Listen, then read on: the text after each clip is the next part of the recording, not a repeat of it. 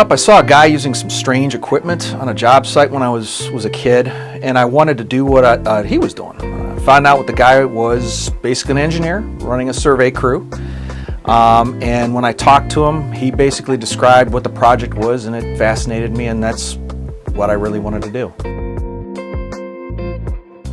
I think the question for me should be, what sacrifices do people have to make who know me as an engineer?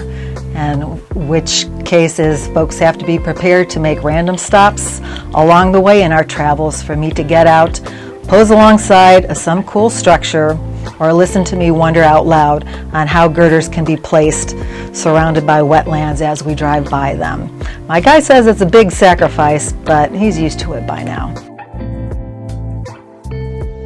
My favorite and most memorable project here at the Ohio Turnpike has to be our upcoming replacement of all 8 of our maintenance buildings. While it's just in the planning phase, just getting ready for design, I'm really looking forward to making sure that our new facilities meet our current operations along with our operations in the future.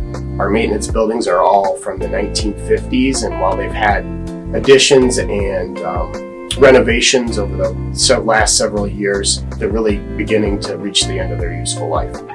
My favorites are always including the challenging projects with complex structures like the Cleveland Inner Belt, or there was a 271 Route 8 interchange in Summit County.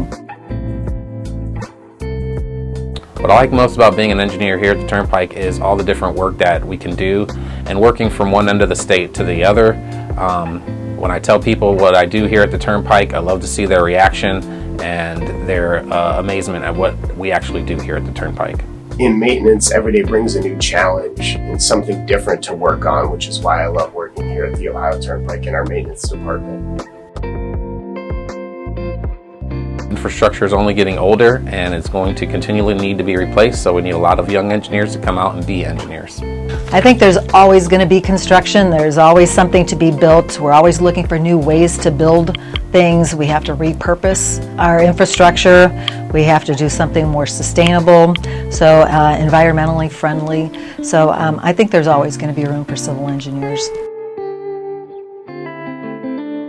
Be willing to put the time in, be willing to work. Don't be afraid of challenges, and don't be afraid of problems.